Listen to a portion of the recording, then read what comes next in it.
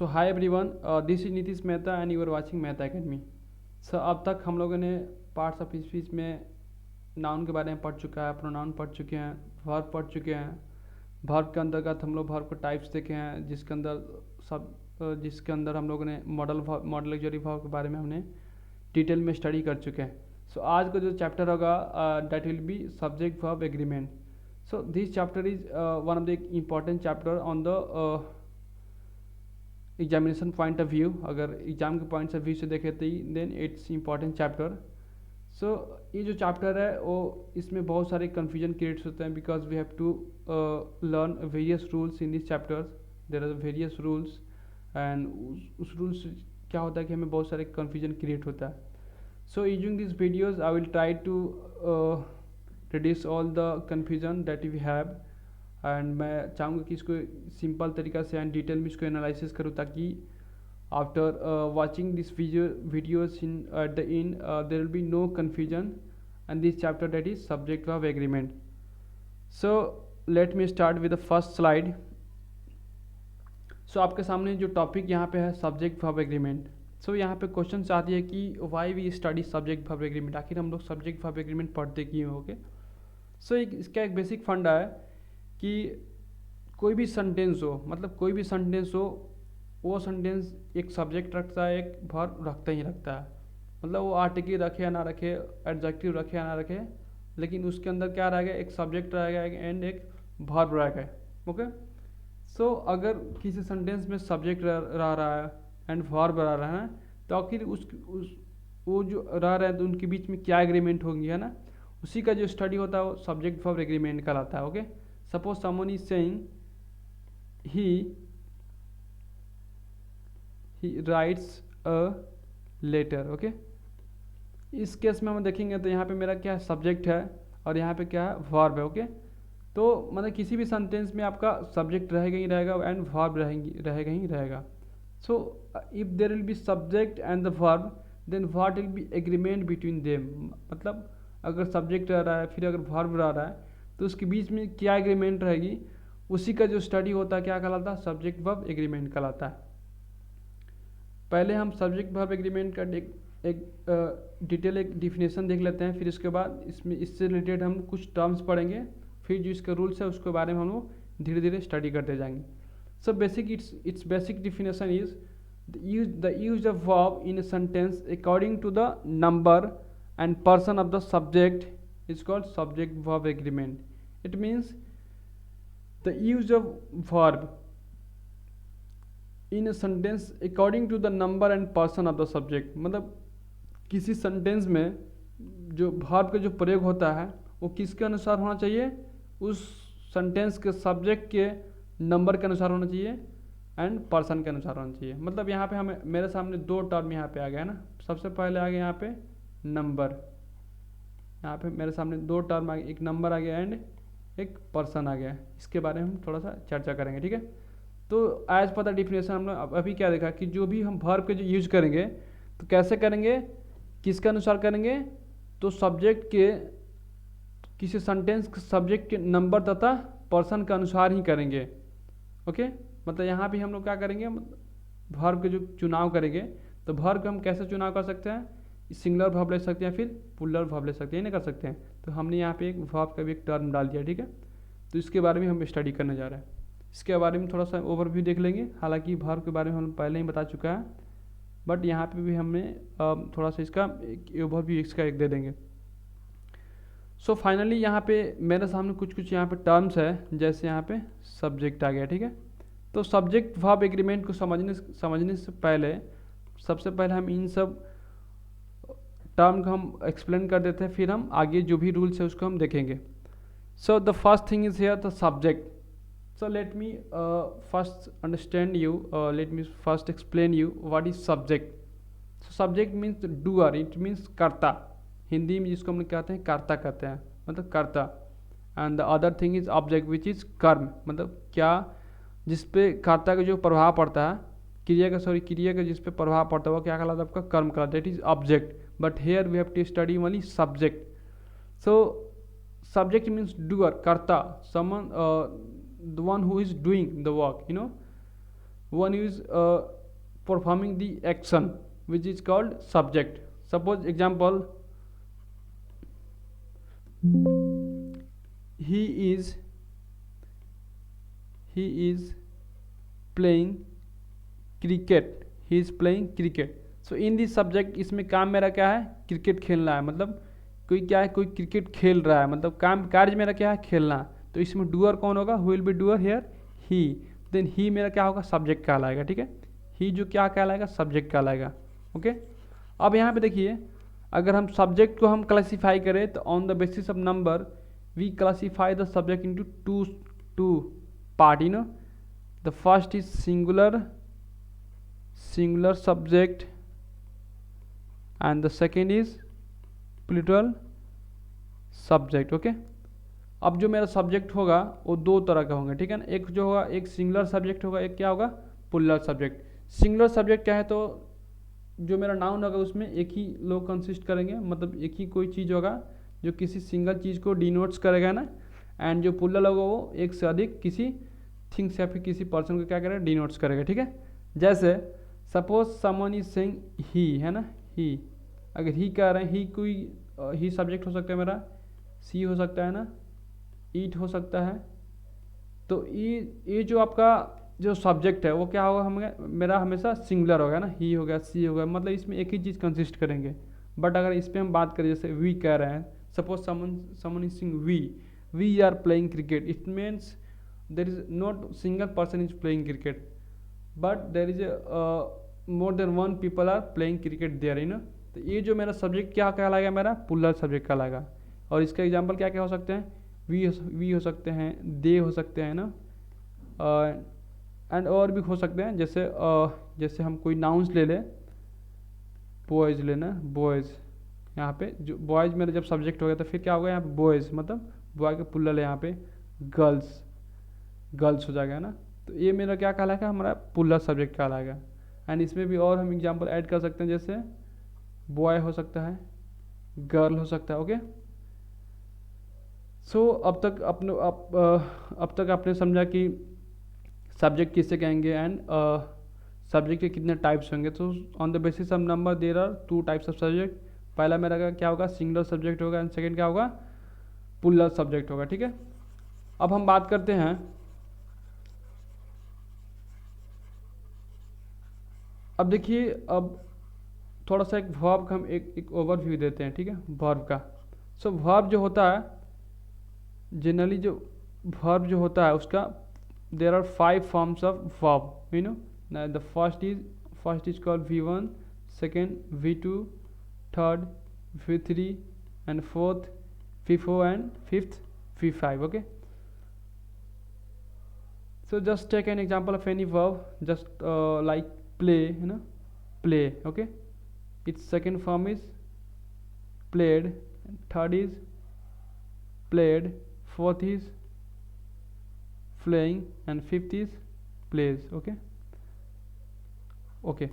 So if there will be subject, अगर हमारे सामने सब्जेक्ट होगा तो सब्जेक्ट कोई सिंगुलर हो रहा है या फिर प्लूरल हो रहा है, इसको हम आसानी से पहचान सकते हैं। मतलब जो भी मेरा सब्जेक्ट होगा, जैसे कोई कह रहा है कि बॉयज़ कह रहा है, ठीक है, मतलब तो बॉयज़ कह रहा है मतलब क्या, लड़के, मतलब एक से अधिक लड़के, मतलब जो भी मेरा सब्जेक्ट होगा क्या होगा, मेरा प्लूरल हो जाएगा, मतलब देख करके ही पता चल जाएगा, वर्ड को देखने के बाद ही, ओके। तो सेम क्या होता है कि जो भी मेरा नाउन होगा, ठीक है, जो भी मेरा नाउन होंगे तो नाउन प्लूरल कब होंगे, जनरली नाउन के लास्ट में नाउन प्लस क्या होंगे, एस लगे रहेंगे या फिर ईएस लगे रहेंगे, है ना। तो इस केस में जो मेरा नाउन क्या होता है, मेरा प्लूरल हो जाता है, मेरा नाउन क्या हो जाता है, प्लूरल हो जाता है, ओके। जैसे अभी मैंने एग्जांपल बताया, जैसे और देख सकते हैं यहाँ पे गर्ल्स कोई लिख रहा है, गर्ल्स, तो ये क्या हो जाएगा, मेरा प्लूरल हो जाएगा, ठीक है, प्लूरल नाउन हो जाएगा। मतलब जो भी अगर सब्जेक्ट के तौर पर इसका हम यूज करें तो प्लूरल सब्जेक्ट की तरह यह यूज होगा, ओके। बट यहाँ पे क्या होता है कि जस्ट इसका रिवर्स केस होता है वर्ब के साथ। वर्ब का जो ओरिजिनल फॉर्म होता है विच इज़ V1, वो हमेशा क्या होता है, प्लूरल होता है। यहाँ पे वर्ब का जो ओरिजिनल फॉर्म हो गया वो क्या कहलाएगा, प्लूरल फॉर्म कहलाएगा, ठीक है। एंड जो वर्ब का जो फिफ्थ फॉर्म हो गया, मतलब पांचवा फॉर्म जो होता है वो हमेशा क्या कहलाएगा, सिंगुलर होता है, ठीक है। यहाँ पे आप लोग देख पाइएगा कि जब हम क्या करते हैं कि वर्ब के साथ हम एस या फिर ईएस ऐड कर देते हैं ना, उस केस में क्या होता है, जब हम वर्ब के साथ क्या करते हैं एस या फिर ईएस ऐड करते हैं तो मेरा वर्ब क्या होता है, सिंगुलर हो जाता है ना। जैसे कोई भी हम वर्ब के एग्जांपल है यहाँ पे, जैसे लेते हैं राइट लेते हैं, ओके, प्ले लेते हैं, और क्या हो सकता है लाफ ले लिए, ओके। ये सब मेरा क्या वर्ब के एग्जांपल है, कोई क्रिया है, ठीक है। तो अभी जो ओरिजिनल फॉर्म में जो मेरा अभी वर्ब है ना, जैसे we have here right, then it is in original form, then it will be plural, okay। Because it is first form of the verb, it is always plural. Play is also plural, and laugh is also plural. But when we add s in, when you make it fifth form, after adding s and es, plays, laughs, then it will become singular. So you can say when we add s and es just after the verb, then it will be singular, singular verb, then it will be singular verb, okay। So अब तक हमने verb के बारे में बात किया and subject के बारे में बात किया। नेक्स्ट हमारे सामने क्या है, पर्सन है, ठीक है।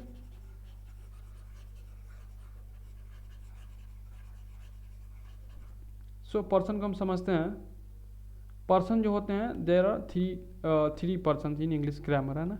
पहला जो मेरा हो गया फर्स्ट पर्सन, सेकेंड होता है second person and third person, मतलब तीन ही पर्सन आपके सामने होते हैं, the first person, second person and third person, okay. So first person, someone अगर कोई स्टेटमेंट कोई डिलीवर कर रहा है, मतलब समवन इज सेइंग, जो कुछ कर रहा है, ठीक है ना, जो स्टेटमेंट डिलीवर कर रहा है, जो स्पीकिंग कर रहा है, ठीक है ना, वो क्या कहलाता है, फर्स्ट पर्सन कहलाता है, ठीक है। जैसे हम किसी को कह रहे हैं कि I am going to Patna, मतलब मैं कुछ कर रहा हूँ, ठीक है, अपने बारे में, ठीक है। तो यहाँ पे क्या हो सकता है, फर्स्ट पर्सन में आई हो जाता है एंड वी हो जाता है, मतलब first person consist two words, that is I and we, okay. Second person क्या होता है कि जिसके बारे में कहा जाए, सॉरी जिससे कहा जाए, ओके, जो जस्ट फर्स्ट पर्सन के सामने जस्ट कोई हो, then that will be second person, okay. Just सामने कौन हो सकता है, सामने जो हो उसको हम यू कह के ही उसको हम कॉल करेंगे। जैसे कहेंगे कि you are too late, you are good boy, you are lucky, and you ही कहेंगे उसको, ठीक है। देन द सामने वाला जो क्या कहलाएगा मेरा, सेकेंड पर्सन कहलाता है। एंड थर्ड पर्सन जो मेरा जिसके बारे में बात की जाए, थर्ड पर्सन मीन्स जिसके बारे में बात की जाए। सपोज जैसे अगर हम कोई स्पीच हम daily, so third person means जिसके बारे में हम बात की जाए, जैसे जिसके बारे में हम बात करते हैं, जैसे कह सकते हैं कि he is a good boy, है ना, मतलब बगल में कोई हो, he is a good boy, ठीक है ना। तो थर्ड पर्सन में क्या क्या हो जाएंगे आपका, फर्स्ट में दो ही होगा, आई एंड वी, सेकेंड पर्सन में यू होगा, एंड थर्ड में क्या हो जाएगा, ही, सी, इट, राम, किसी का नेम हो सकता है, ठीक है। तो आई होप कि आपने फर्स्ट पर्सन के बारे में समझ गए होंगे। नंबर जो होता है वही दो नंबर होता है, एक singular number and puller number. फिर मैंने सब्जेक्ट के बारे में बात किया, जिसके अंतर्गत हम लोग जाने कि सिंगुलर सब्जेक्ट क्या होता है, प्लूरल सब्जेक्ट क्या होता है। अब यहाँ पे देखिए,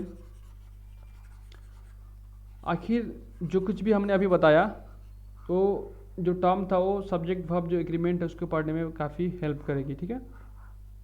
अब यहाँ पे हम समझते हैं कि सब्जेक्ट वर्ब एग्रीमेंट में आखिर होता क्या है, ओके।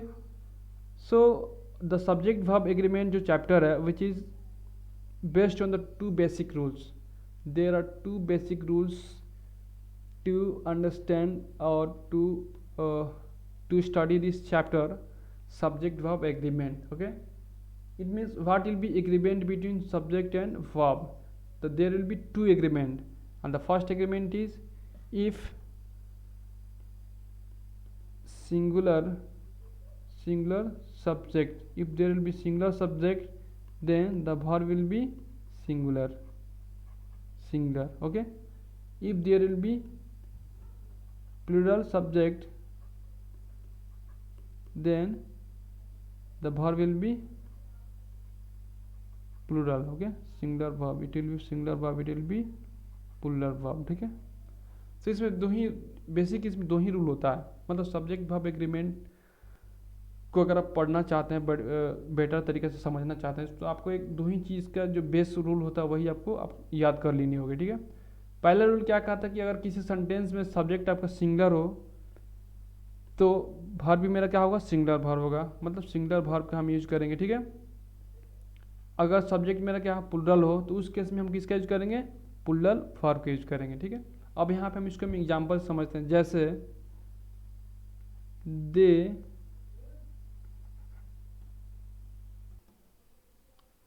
आर प्लेइंग क्रिकेट, ठीक है, हमने एक सेंटेंस लिख दिया। एक और सेंटेंस समझते हैं, जैसे ही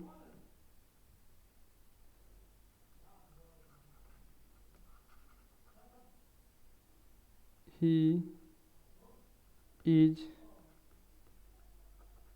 प्लेइंग क्रिकेट, ठीक है। मतलब हमने दो सेंटेंस अभी लिया, पहला क्या कह रहा है कि they are playing cricket and second is he is playing cricket. अब यहाँ पे देखिए हमने हेल्पिंग वर्ब जो यहाँ पे मेरा क्या आर है और यहाँ पे क्या है, इज है, ठीक है।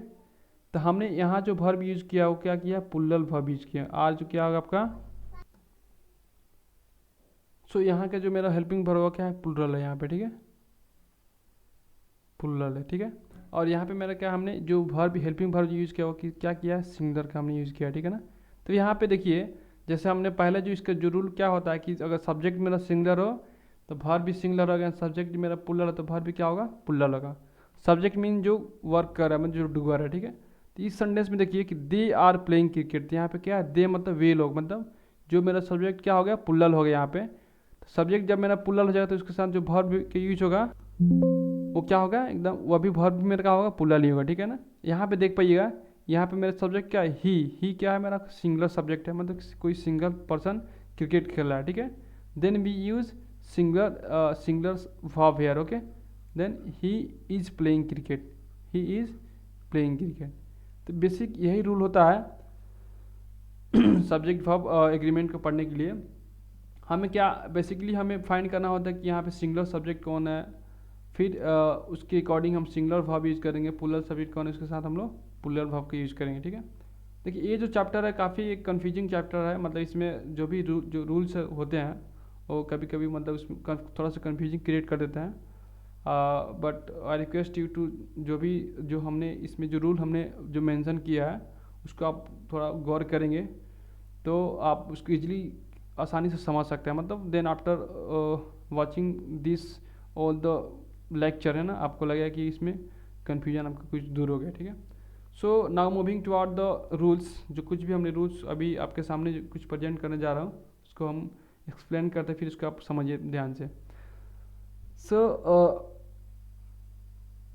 Here we have important rules in the subject verb agreement and the first rule is if the subject of a sentence is singular noun, okay, if the subject of a sentence is singular noun then it takes a singular verb।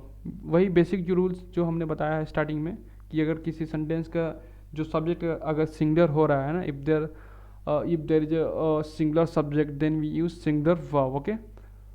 Structure you can see here, there is a singular subject here and the singular verb here, okay।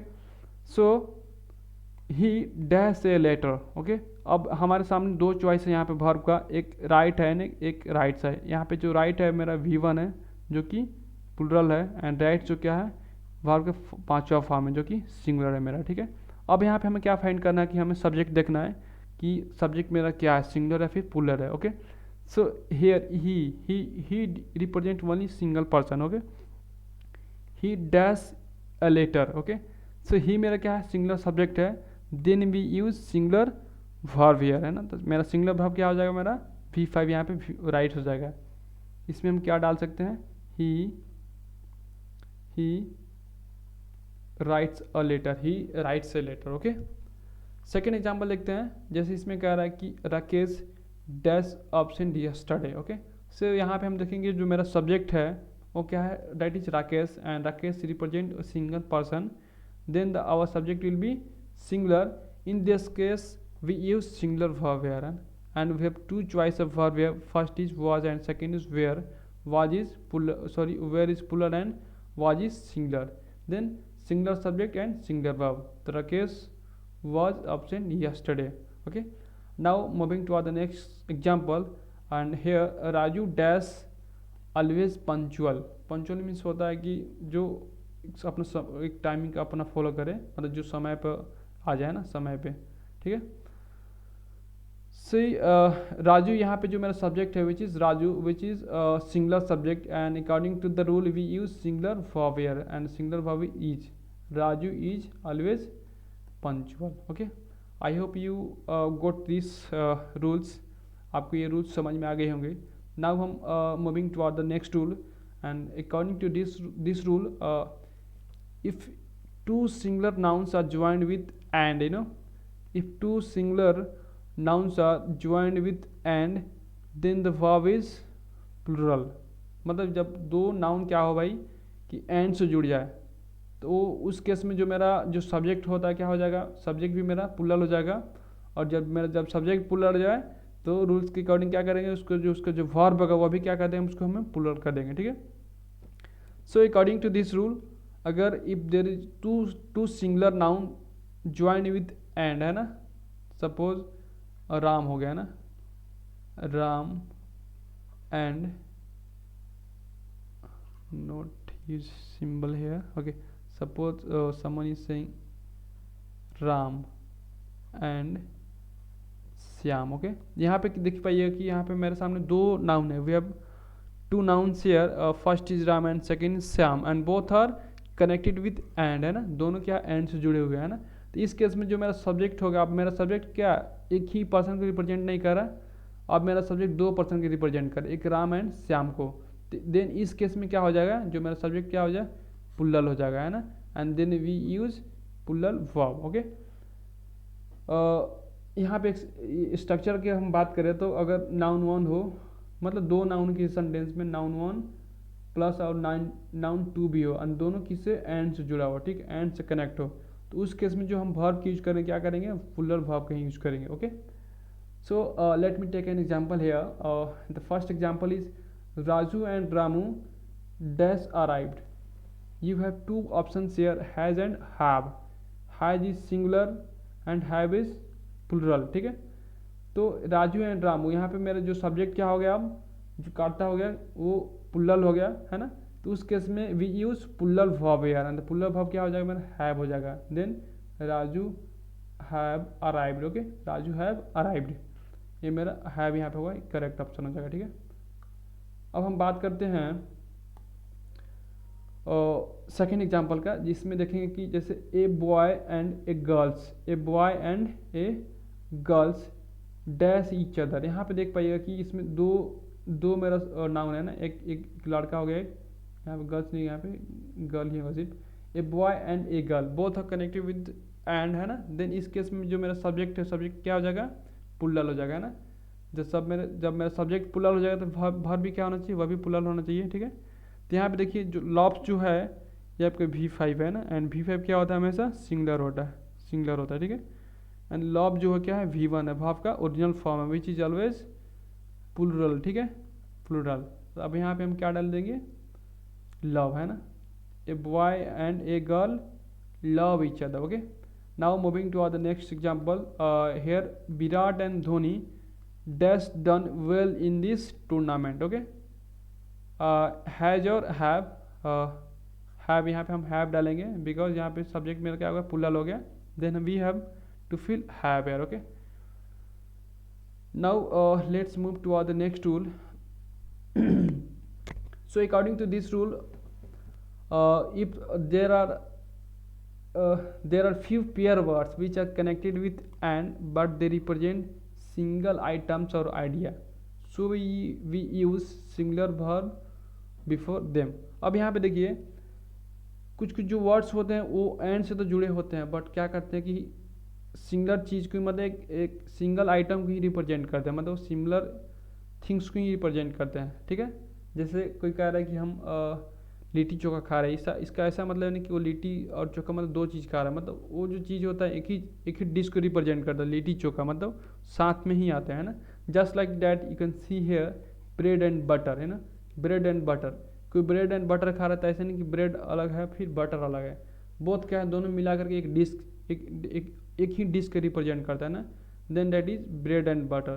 So according to rule इसमें क्या कहता है कि जब भी इस तरह के जो पेयर वर्ड है ना, तो पेयर वर्ड क्या हो जाएगा आपका, ये सिंगुलर सब्जेक्ट को रिप्रेजेंट करेगा, मतलब ये सिंगुलर रहेगा ना। तो जब सिंगुलर हो जाएगा सब्जेक्ट में ना, तो फिर इसके साथ जो हम वर्ब यूज करेंगे तो वो वर्ब भी मेरा क्या होगा, वह भी सिंगुलर ही होगा, ठीक है। सो इसमें हमने कुछ पेयर के मेंशन किए, जैसे ब्रेड एंड बटर हो गया, राइस एंड करी हो गया, एंड स्लो एंड स्टडी हो गया, ट्रूथ एंड ऑनेस्टी हो गया, बैग एंड बैगेज हो गया। ओके, सो यहाँ पे हम कुछ एग्जांपल देख लेते हैं, जैसे वी हैव एग्जांपल है राइस एंड करी डैश पॉपुलर डिश। ओके, ऐसा नहीं कि इसमें राइस अलग है फिर करी अलग है ना, सो राइस एंड करी एक ही डिश को रिप्रेजेंट करते हैं, तो एक ही चीज़ होगा ना। तो इस केस में हमने एक ही जो मेरा जो वर्ब होगा हम सिंगुलर वर्ब का यूज करेंगे, दैट इज है ना, राइस एंड करी is popular dish. Okay, the next is bread and butter dash my favourite food. अगर आपके सामने यहाँ पे दो चॉइस हो, एक इज हो एक फिर आर हो, ठीक है ना, तो इस केस में हम किसका यूज करेंगे, सिंपली इज का करेंगे, बिकॉज जो ब्रेड एंड बटर एक ही डिश को रिप्रेजेंट कर रहे हैं, then bread and butter is my favourite breakfast. Okay, so now moving to the next rule. So यहाँ पे नेक्स्ट रूल क्या कहता है कि if two singular nouns are connected with and, but before the first singular noun if there is article a an and the और possessive adjective my our yours etcetera, then it represent a same person and we use singular verb, ठीक है ना। अब इसको समझिए पहले क्या कहना चाहता है। अगर देखिए, अगर किसी सेंटेंस में दो नाउन जुड़ा हो, ठीक है ना, और दो नाउन हो, दो नाउन में जो पहला जो मेरा नाउन उसके पहले कोई आर्टिकल हो, आर्टिकल में ए हो सकता है, एन हो सकता है, आर्टिकल में आपका ए हो सकता है, एन हो सकता है, एंड डी हो सकता है, या फिर आर्टिकल के बदले और क्या हो सकता है, पोसेसिव एडजेक्टिव हो सकता है, जैसे माई हो सकता है, आवर हो सकता है, यू हो सकता है ना। तो उस केस में जो सब्जेक्ट जो मेरा होगा वो क्या होगा, सिंगुलर होगा, मतलब वो किसी एक ही पर्सन को ही रिप्रेजेंट कर रहा होगा, ठीक है। अगर किसी सेंटेंस में अगर दो नाउन हो और पहले नाउन के पहले क्या हो, फर्स्ट नाउन के पहले कोई आर्टिकल लगा हो या फिर कोई पोसेसिव एडजेक्टिव लगा हो, है ना, तो उस केस में जो मेरा जो सब्जेक्ट होगा किसी एक ही व्यक्ति को रिप्रेजेंट कर रहा होगा, ठीक है। उस केस में जो मेरा वर्ब होगा वह भी क्या होगा, सिंगुलर वर्ब का यूज करेंगे, ठीक है। Okay, let's see an example here. Suppose the principal and secretary dash arrived. Okay, we have option here has and have. See here, the principal and secretary, it doesn't mean it's that there is two peoples here. It not means that there is one is principal and one is secretary, है ना। अब यहाँ पे देखिए, अब मेरे सामने दो यहाँ पे दो नाउन है ना, पहला मेरा प्रिंसिपल है एंड सेकंड क्या है, सेक्रेटरी है ना। तो यहाँ पे फर्स्ट जो नाउन इसके पहले क्या आर्टिकल कोई लगा हुआ है, तो इस केस में क्या होगा कि ये एक ही व्यक्ति को रिप्रेजेंट करेंगे। इसका मतलब कि कोई एक ही व्यक्ति है जो प्रिंसिपल भी है। ओके, इट मीन्स मतलब एक ही व्यक्ति जो क्या है, जो प्रिंसिपल भी है, क्या सेक्रेटरी भी है, ठीक है ना। ऐसा नहीं कि सेक्रेटरी अलग है प्रिंसिपल अलग है, ठीक है ना। एक ही पर्सन है जो सेक्रेटरी को भी रिप्रेजेंट कर रहा है, वो प्रिंसिपल भी है, ठीक है ना। एंड इस तरह से जो मेरा सब्जेक्ट होगा डैट विल भी क्या होगा, सिंगुलर सब्जेक्ट हो जाएगा, ठीक है ना। कोई एक ही व्यक्ति को क्या करेगा, रिप्रेजेंट करेगा। So in this cases we use singular verb that is has. यहाँ पे हम किसका यूज करेंगे, हम सिंपली हैज की यूज करेंगे। Okay, got it. Second example देखते हैं कि my uncle and guardian dash come to see me. Okay, so यहाँ पे देखिए इसका मीनिंग क्या निकल के आ रहा है कि मेरा अंकल जो कि मेरा क्या गार्जियन भी है, ठीक है ना। इट डजेंट मीन कि मेरा अंकल और फिर मेरा गार्जियन, मतलब दो लोग यहाँ पे नहीं है, मतलब there are single person which is उसका अंकल भी है और फिर उनका क्या है, गार्जियन भी है ना। My uncle and guardian dash come to see me, तो यहाँ पे क्या हो जाएगा, एक ही व्यक्ति को चूंकि रिप्रेजेंट कर रहे हैं, then our subject will be क्या, singular. So in this case we use singular verb that is has. यहाँ पे किसका हम हैज की यूज करेंगे, ठीक है। So my uncle and guardian has come to see me. अब यहाँ पे समझते हैं नेक्स्ट एग्जाम्पल, जैसे a poet and philosopher dash come. Sir here ऐसा भी यहाँ पे नहीं है कि एक पोएट अलग फिर फिलोसफर अलग है, मतलब एक ही पर्सन है जो पोएट भी है एंड फिलोसफर भी है, ठीक है ना। क्योंकि यहाँ पे जो डबल जो मेरा नाउन है ना, पहले नाउन के पहले क्या कोई आर्टिकल लगा हुआ है ना। इसका मतलब कि एक ही पर्सन है जो पोएट भी है एंड फिलोसफर भी है, ठीक है ना। तो एक ही पर्सन को रिप्रेजेंट करेगा which is singular subject. So in this case we use singular verb which is has, है ना। A poet and philosopher has come, ठीक है, a poet and philosopher has come. So I hope कि आप इसके समझ गए होंगे। अब हम नेक्स्ट रूल की ओर मूव करते हैं।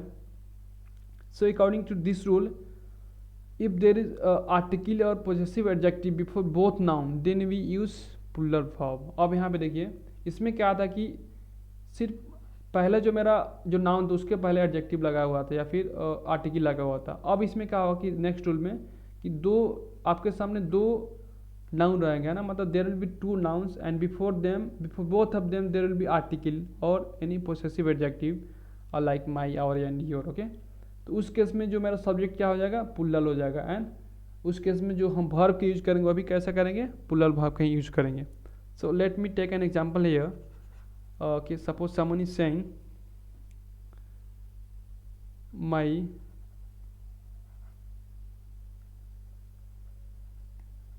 brother and friend is coming। Okay, अब यहाँ पे देख पाइए कि मेरे सामने दो नाउन है ना, एक पहला नाम यहाँ पे होगा एंड मेरा सेकंड नाउन है, और यहाँ पे हमने एक ही पोसेसिव एडजेक्टिव लिया है ना, जैसे यहाँ पे सिर्फ एक ही जगह, मतलब फर्स्ट नाउन के पहले ही मेरा क्या है, पोसेसिव एडजेक्टिव है कोई, ठीक है। तो इसका मीनिंग क्या निकल के आ रहा है कि मेरा भाई जो कि मेरा फ्रेंड भी है, ऐसा नहीं कि मेरा भाई अलग है फिर मेरा फ्रेंड अलग है, मतलब मेरा भाई जो मेरा फ्रेंड भी है इज कमिंग, यहाँ पे क्या हो जाएगा, इज कमिंग हो जाएगा, मतलब एक ही व्यक्ति को रिप्रेजेंट कर रहा है, ठीक है ना। अब यहाँ पे देखिए अब ऐसा रहे कि my brother and my friend is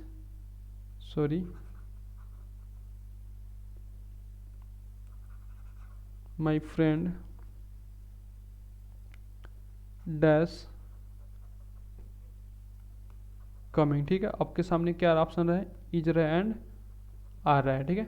अब यहाँ पे देखिए we have two noun here, है ना, first noun is brother and second is friend, है ना, एंड बिफोर देम अलग अलग क्या इनके सामने क्या, इनके पहले एक अलग अलग एक पोसेसिव कोई एडजेक्टिव लगा हुआ है, जैसे इसके पहले माई लगा, इसके पहले क्या माई लगा हुआ है, ठीक है ना। तो इस केस में क्या करेंगे, दो लोगों की रिप्रेजेंट कर रहा है, ठीक है ना। इसका मतलब है कि मेरा भाई और मेरा दोस्त, ठीक है। ऐसे नहीं कि मेरा भाई जो मेरा दोस्त भी है, इसका मतलब ये नहीं आ रहा, इसका मतलब क्या आ रहा है कि मेरा भाई और मेरा दोस्त, है ना। तो अब क्या करेगा कि सिंगल अब ये डबल पर्सन को रिप्रेजेंट कर रहा है, मतलब जो मेरा पर्सन क्या होगा, पुल्लल होगा, ठीक है। Then in this case we use plural verb and which is are, है ना, हम आर के यूज करेंगे यहाँ पे, ठीक है। आई होप कि आप इसको समझ गए होंगे। जैसे okay, now moving to the next rule. अब देखिए नेक्स्ट रूल क्या कहता है कि अकॉर्डिंग टू रूल 6 में देखिए if two singular nouns are joined with and, है ना, if two singular nouns are joined with and but before them there is each every etcetera then it takes singular verb. अब यहाँ पे देखिए अगर आपके सामने दो कोई नाउन हो और दोनों नाउन से पहले क्या है, कोई ईच जुड़ा हुआ है ना, ईच वर्ड जुड़ा हुआ, ठीक है, ईच, ये सब कंफ्यूजिंग वर्ड है, आप थोड़ा सा इसको याद कर लीजिएगा। तो दो नाउन हो और दोनों से पहले क्या ईच जुड़ा हो, तो उस केस में हम क्या करेंगे, जो वर्ब लेंगे वो क्या लेंगे, सिंगुलर वर्ब लेंगे, ठीक है। आप इसको रट लीजिएगा, ठीक है। अब यहाँ पे एग्जांपल देखते हैं, जैसे each officer and each manager, है ना, डैश इनवाइटेड। तो अकॉर्डिंग टू रूल क्या हो जाएगा, जब भी दो नाउन और दोनों से पहले ईच लगा हो तो उस केस में हम सिंगुलर वर्ब का यूज करेंगे। आप अगर आपके सामने ईच हो फिर आर, है ना, तो निश्चित आप ईच का ही यूज करेंगे, ठीक है। नेक्स्ट है the duty of every boy and every girl is to respect the parents, है ना। ऐसा नहीं कि एवरी बॉय फिर एवरी गर्ल्स हमें दिख गया, मतलब दो लोग में यहाँ पे मिल गए, वहाँ पे हम पुल्लल यूज करें, ऐसा नहीं करेंगे, ठीक है। इस केस में हम जब भी दो नाउन उसके पहले ईच या फिर एवरी लगा हो तो उस केस में जो हम वर्ब लेंगे वो क्या लेंगे, हमेशा सिंगुलर लेंगे। तो यहाँ पे मेरा क्या होगा, इज करेक्ट है, ठीक है। Now moving toward the next rule. So according to this rule if two subjects are joined by, और यहाँ पे कंजंक्शन कोई वर्ड्स है, कंजंक्शन कुछ वर्ड्स है आपके सामने, जैसे नॉट ओनली बट ऑल्सो, है ना। जब भी नॉट ओनली किसी सेंटेंस में रहेगा देन आफ्टर उसके बाद क्या रहेगा आपका, बट ऑल्सो भी रहेगा, ठीक है। So not only but also, neither nor, either or, then the verb always follow its nearest subject, ठीक है। अब यहाँ पे जो हम सब्जेक्ट के जो चुनाव अब यहाँ पे जो हम वर्ब के चुनाव करेंगे वो हम नियरेस्ट वर्ब के अकॉर्डिंग देखेंगे, ठीक है ना। जो मेरा नियरेस्ट वर्ब क्या है, सो नियरेस्ट वर्ब अगर मेरा पुल्लर आ रहा है तो उसके साथ हम पुल्लर वर्ब का यूज़ करेंगे, अगर सिंगुलर आ रहा है तो फिर सिंगुलर वर्ब का हम यूज करेंगे, ठीक है। नियरेस्ट ही देखेंगे, ठीक है। जैसे हम एग्जांपल समझते हैं कि neither you nor I am going to see you. अब यहाँ पे देखिए मेरे सामने यहाँ पे दो सब्जेक्ट है, पहला क्या हो गया, पहले यू आ गया है, सेकंड क्या आ गया, आई आ गया, ठीक है ना। यहाँ भी दो आ गया, यू सेकंड आई हो गया, ठीक है। सो इन दिस सेंटेंस इसमें क्या देखते हैं कि जो नियरेस्ट जो मेरा सब्जेक्ट है आई है ना, तो आई के साथ हम आई के अकॉर्डिंग वर्ब यूज करेंगे, ठीक है। तो आई के साथ जब भी हम वर्ब यूज करेंगे एम का ही यूज करते हैं, ठीक है ना। इज आर एम में हम आई के साथ हमेशा एम का ही यूज करेंगे, ठीक है। तो यहाँ पे एम हो जाएगा, neither you nor I am going to see. ऐसा नहीं कि यू के अकॉर्डिंग हम डाल देंगे, यू के अकॉर्डिंग हम डालते हैं तो क्या यहाँ पे हम आर की यूज करते हैं, बट वैसा हम नहीं करेंगे, ठीक है। सेकेंड देखते हैं कि neither you nor she is listening to music. अब यहाँ पे हम सी के अकॉर्डिंग डालेंगे, यू के नियरेस्ट, चूँकि नियरेस्ट मेरा जो सब्जेक्ट क्या है सी ही है ना। So according to this rule हम क्या डालेंगे, neither you nor she is listening to music. I hope कि आप इसको समझ गए होंगे। Now moving towards the next slide and we have rule number 8 here. So according to this rule, after each of, either of, neither of, every one of, the noun or pronoun is always plural but the verb remains singular. अब यहाँ पे कुछ थोड़ा सा confusing जो rules आपके सामने आने लगे हैं ना। सो इसके अकॉर्डिंग क्या कहता है कि जब भी आपके सामने ईच ऑफ हो, इधर ऑफ हो, नीदर ऑफ हो, एवरी वन ऑफ हो ना, तो उस केस में जो हम नाउन ले या फिर जो भी प्रोनाउन लेंगे वो क्या लेंगे, हमेशा पुल्लर ही लेंगे, ठीक है ना। नाउन प्रोनाउन पुल्लर लेंगे, बट जो मेरा जो वर्ब होगा वर्ब क्या लेंगे, हम सिंगुलर ही लेंगे, ठीक है ना। वर्ब मेरा क्या होगा, सिंगुलर होगा, ठीक है। जैसे each of the snacks dash poisonous. अब यहाँ पे ईच ऑफ दी के बाद यहाँ पे स्नैक नहीं लेंगे, स्नैक्स ही लेंगे, ठीक है ना। अभी करेक्ट फॉर्म में snacks, each of the snacks, ठीक है। ऐसे नहीं कि अब स्नैक्स आ गया था अब यहाँ पे आर कर देंगे, है ना। ईच ऑफ दी जब मेरा जब वर्ड आएगा उसके बाद हम जो भी वर्ब लेंगे and that will B singular verb. अब यहाँ पे क्या हो जाएगा, each of the snacks is poisonous, है ना। Each of the snacks is poisonous. Second देखते हैं, one of them dash topped. One of them के बाद क्या करेंगे, हम हैज़ का सिंगुलर का यूज करेंगे ना। One of them has topped in the examination. Next rule देखते हैं कि if the subject of a sentence is everybody, somebody, nobody, anybody, someone, no one, everyone, anyone, everything, something, nothing, anything, then the verb always singular, ठीक है। सो इस case में अगर आपके सामने ये जो वर्ड आ जाए जिसके लास्ट में बॉडी लगा हो, जनरली थिंग्स लगा हो या फिर वन लगा है ना, ट्रिक है, मतलब इसको आप याद कर सकते हैं। जिसके लास्ट में बॉडी लगा है ना, नो बडी, एनी बडी, सम बडी, है ना। वन लगा हुआ जैसे नो वन, एनी वन, सम वन, फिर थिंग्स लगा जैसे एवरीथिंग, नथिंग। तो इस केस में हम हमेशा सिंगुलर वर्ब का ही यूज़ करेंगे, ठीक है।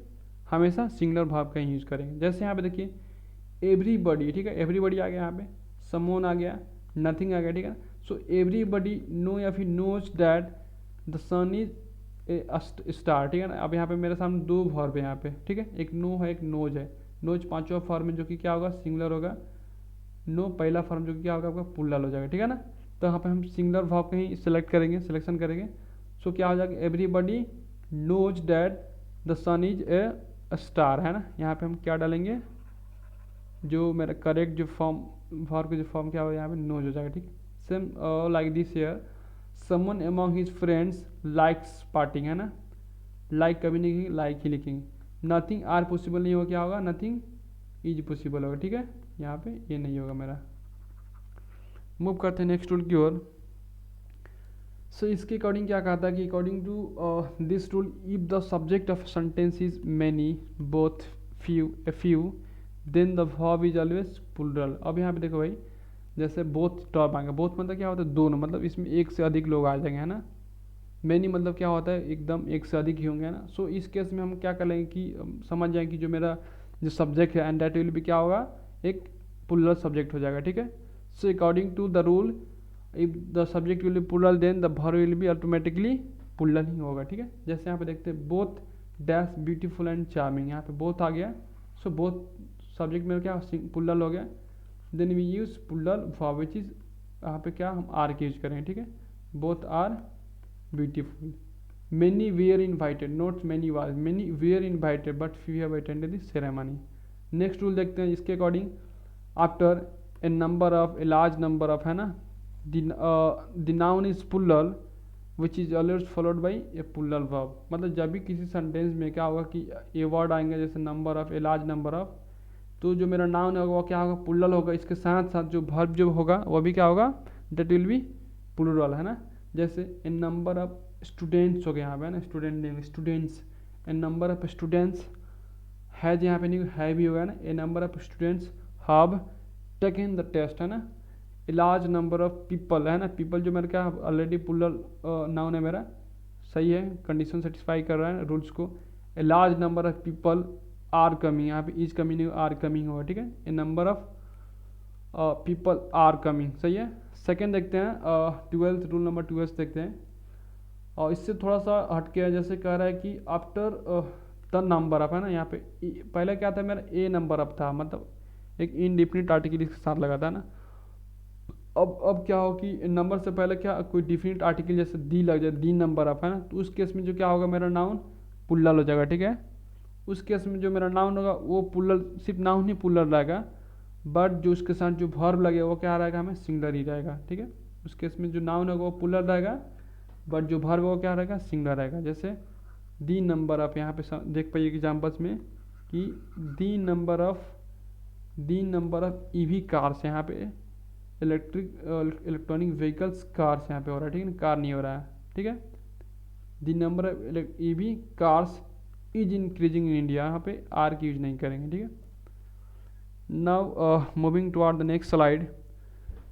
सो रूल नंबर 13 में क्या हो रहा है कि इसमें इसके अकॉर्डिंग कि after some of all of enough most a great deal of a lot of a plenty of, है ना, if there is countable noun then countable noun is always plural one and also the verb will be plural. अब यहाँ पे इसको थोड़ा गौर समझिएगा कि जब भी ये सब जब भी वर्ड आ जाए ना, तो उस केस में जो उसके बाद जो नाउन आएगा वो क्या रहेगा, आपका पुल्लल नाउन हो जाएगा, ठीक है ना। और उसके साथ जो वर्ब का हम यूज करेंगे वो भी क्या होगा, पुल्लल हो जाएगा, ठीक है। जैसे यहाँ पे इसको ऐसे भी आप एग्जाम्पल से भी समझ सकते हैं, जैसे ऑल मतलब क्या होता है, सभी होता है ना, मतलब एक से अधिक उसमें कुछ लोग आएंगे। यहाँ पे समझिए कि ऑल मेन आर मोर्टल, है ना, ऑल हो गया, उसके बाद जो मेरा नाउन आ रहा है क्या आ रहा है, मेन आ रहा है, यहाँ पे मैन नहीं आ रहा है, मेन आ रहा है, मतलब पुल्लल नाउन मेरा आ रहा है, ऑल मेन। उसके बाद जो वर्ब क्या हो रहा है मेरा, पुल्लल हो जा रहा है, ऑल मेन आर मोर्टल, ठीक है, करेक्ट सेंटेंस है। Lots of actors were present in the show, lot of actors, यहाँ पे एक्टर नहीं है, मतलब बहुत सारे एक्टर्स हो गए यहाँ पे। सेकेंड रूल हम देखते हैं, रूल नंबर 14, इसमें कह रहा है कि after half of, 1/3 of, 2/3 of, 3/4 of, if the noun is countable it is always a plural and also the verb is plural. अब यहाँ पे देखो भाई, जब भी हाफ ऑफ हो, फिर 1/3 ऑफ हो, फिर 2/3 ऑफ हो, है ना, तो उसके बाद जो नाउन जो आएगा मेरा अगर काउंटेबल होगा तो क्या होगा, पुल्लल होगा। तो जब नाउन काउंटेबल हो जाएगा तो उस केस में भी क्या हो जाएगा, जो वर्ब जो होगा वो भी क्या हो जाएगा, आपका पुल्लल हो जाएगा, ठीक है। जैसे हाफ ऑफ द वर्कर्स, है ना, half of the workers are on the strike, ठीक है। सेकेंड रूल देखिए, लास्ट जो आपका रूल है 15, ये थोड़ा सा इंपॉर्टेंट रूल है और थोड़ा सा कन्फ्यूजिंग भी है। इसके अकॉर्डिंग क्या कह रहा है कि after more than one there is always a singular noun followed by singular verb. जब भी मोर देन वन हुआ है ना, मोर देन वन बॉय, मोर देन वन गर्ल, मोर देन वन डॉग, मोर देन वन हॉल, है ना, जैसे यहाँ पे मोर देन वन, जब भी मोर देन वन तो उसके बाद जो नाउन होगा वो क्या होगा, आपका सिंगुलर होगा, एंड जो वर्ब होगा वो भी क्या होगा, आपका सिंगुलर हो जाएगा, ठीक है। यहाँ पे समझिए, जैसे here is an example, more than one, इसके बाद क्या हॉल हो गया, ठीक है ना, हॉल से यहाँ पे नहीं, मोर देन हॉल, इसके बाद जो वर्ब क्या हुआ भी सिंगुलर है, ठीक है। अब सेकेंड इसका जो रूल है थोड़ा सा क्या कन्फ्यूजिंग करता है कि इसके अकॉर्डिंग क्या कह रहा है कि मोर पुल्लर नाउन, पहले मोर लगा उसके बाद पुल्लर नाउन है ना, फिर उसके बाद देन वन हो, तो उस केस में जो वर्ब क्या होगा, हमेशा पुल्लल हो जाएगा, ठीक है ना। जैसे मोर वर्कर्स देन वन, यहाँ पे क्या था कि मोर देन वन, यहाँ अगर यहाँ पे लिखते कि मोर देन वन वर्कर लिखते तो यहाँ पे क्या हो जाता है मेरा मोर वर्कर्स देन वन, ठीक है। तो इस केस में जो मेरा वर्ब क्या होगा वो ऑलवेज पुल्लल होगा, है ना, दैट इज आर का हम यहाँ पे यूज करेंगे, ठीक है। So thank you guys, now I am stopping here. I hope कि सबको समझ में आ गया होगा जो कुछ भी अभी हमने लेक्चर डिलीवर किया। Okay, thank you, see you in next video.